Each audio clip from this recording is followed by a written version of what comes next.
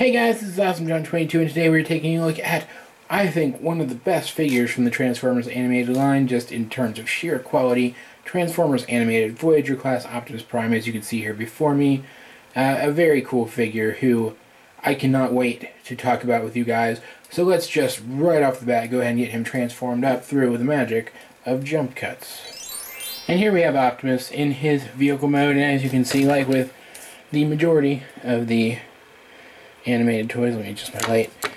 His proportions and his look are very spot on the on-screen counterpart, except for this back section. And this is far from the only Optimus Prime mold we got.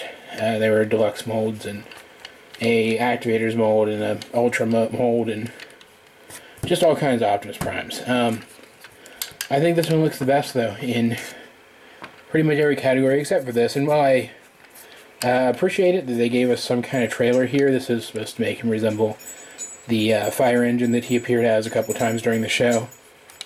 I don't particularly like it, so usually I just leave it off, and it is made up of this big section and the gun, which he can hold in robot mode.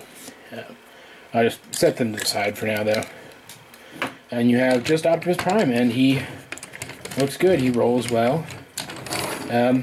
He doesn't really have any obvious kibble, except these are clearly legs, but I mean, they were clearly legs in the show too, and it works. This is how he looked in the show. These are the proportions he had. So I can't complain about it at all. It looks fantastic. It looks just spot on what you would expect him to. As with most Transformers animated figures, he's simple but effective, and I absolutely love it. It's kind of like what the new RID line seems to be heading towards, and it's great. Looking at him close up, you can see he has some really great silver paint there along the sides. He does have paint here on the front as well. There's some silver around the lights as well as yellow on the lights themselves. He has some yellow, I guess these would be turn signals or fog lights down there. Clear plastic for his, a little dusty, for his sirens. Clear plastic with these really cool technical etchings that I'm not really sure where the idea for that came from, but it looks pretty nifty. There in his windows. Let's see, is that actually silver on his rims? Yeah, it's actually silver on his rims too, which is very nice. And overall, you can see more yellow details. Overall, just really, really cool looking. Very, like I said, simple but effective, aesthetically, and in terms of engineering, in terms of everything. He's just really, really cool. Good size, too. You can see him here next to a couple of other Transformers of this same size class. You can see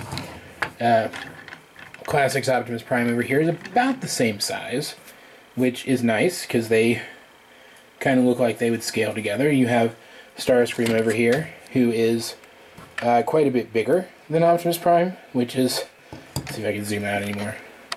I cannot. So let's back him up a little bit. There we go. You can see is quite a bit longer than Optimus Prime.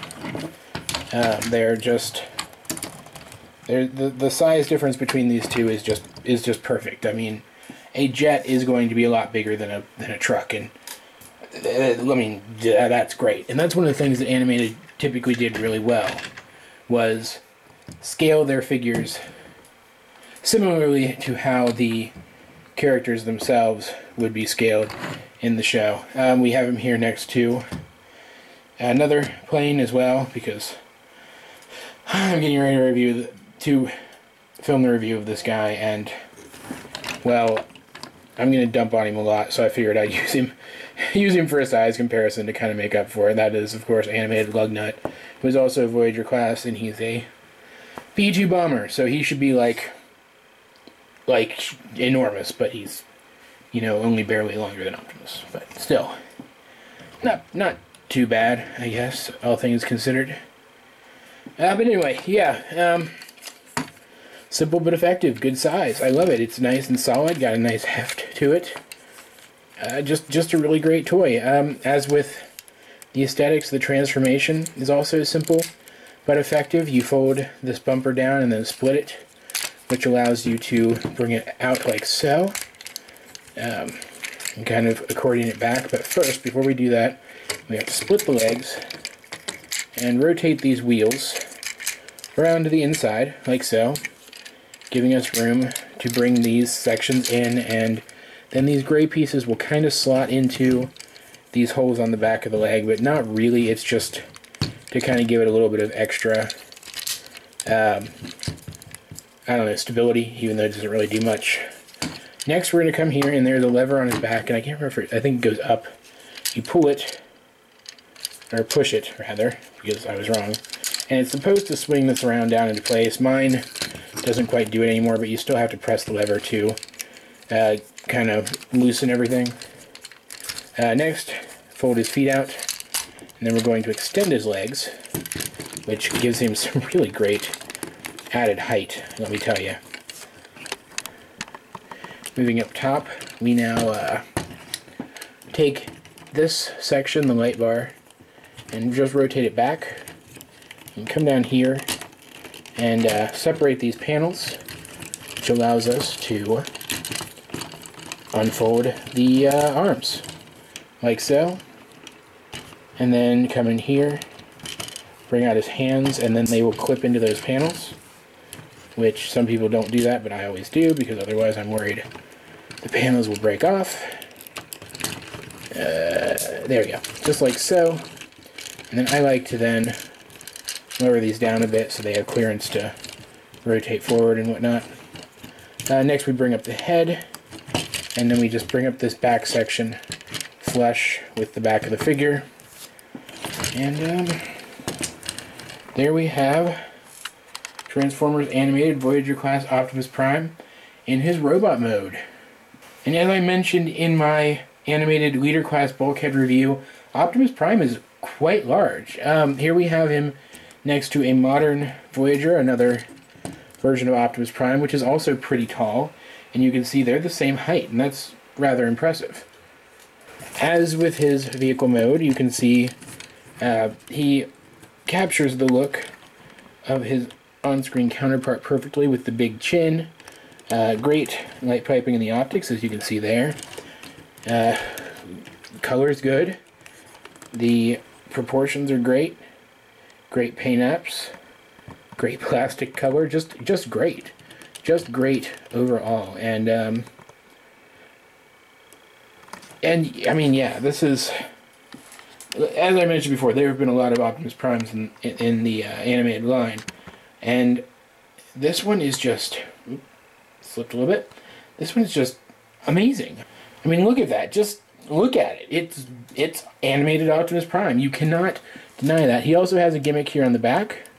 You can actually lower the faceplate, and I almost forgot to show this off, because I almost forgot it was there. You can actually lower the faceplate and see his non-faceplated face underneath there.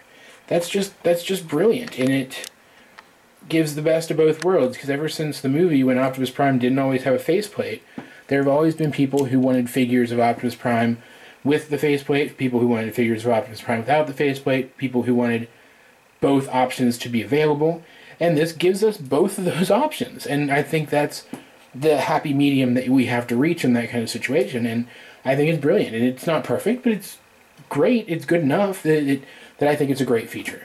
In terms of articulation, he of course has full 360 degree at the shoulder. He can of course raise his arm quite a bit. He can lower his arm quite a bit as well, but that doesn't really matter.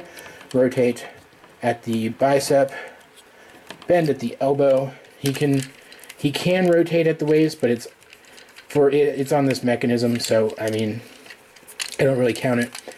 Full range of motion at the hips, which that doesn't actually rotate further than that, but he can move all the way out. He can bring his leg all the way forward, all the way back, and he bends just shy of 90 degrees at the knee, and his head does rotate a full 360 and do the Exorcist twist.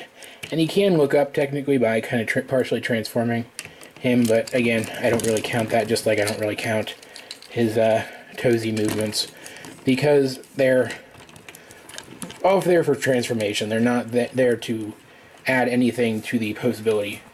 But overall, a great figure. Absolutely typical of the Transformers animated toy line. Just gorgeous, and I love it.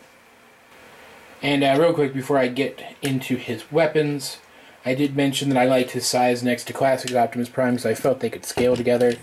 But as you can see here, with the two Voyager class renditions of Optimus Prime side by side, animated Optimus Prime ends up being about a head taller. So while it's still not bad, I kind of wish they were exactly the same height. I think that would be kind of nifty, since they are both clearly very heavily inspired by Generation 1 Optimus Prime.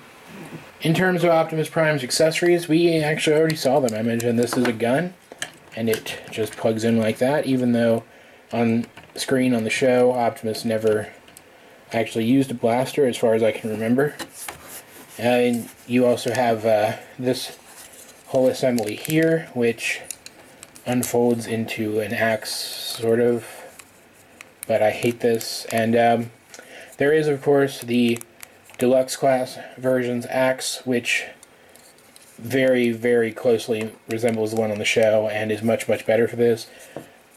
And of course I don't have it, so I have to settle with this thing, which I usually just peg on to his back and, I don't know, kind of fold this forward, I guess, like that, and ignore and pretend it's not there. Yeah, but yeah, I typically just leave that on his back and then pretend it's not there because it looks terrible. Though it doesn't look too bad on his back, it kind of looks like he has wings, which is pretty nifty. I do not have the upgrade kit for him that gives him the final episode decked out super mode appearance. I do plan on getting it eventually, though. Even though the figure that it comes with is pretty expensive now, and I mean, I'm already happy with this guy as he is. I still want to get it so I can show it off to you guys and show off the alternate version of this guy that comes with it. Even though I don't really like that he's made of translucent plastic. That just kind of bugs me out. But, yeah, so that's it. Aside from his accessories being kind of lackluster, I think this is an absolutely fantastic rendition of the character, and absolutely the best one you can get for your collection, especially if you were at all concerned with scale. Because he scales pretty much perfectly with pretty much every figure in the line. And I just could, I mean, aside from a more show-accurate axe, I couldn't really ask for more from this guy. Anyway, that's about it for this review, guys. I really hope you enjoyed it, because I certainly enjoyed making it. So please do remember to like and subscribe and leave a comment down below if you feel so inclined. In the description down below, you will find links to all the other things I'm working on. Please check those things out, including the collections video there, which still haven't updated it, but I'm working on it. But if you do see anything in the collections video that you would like me to review, let me know and I will see what I can do. This has been Awesome John 22, and I will talk to you guys later.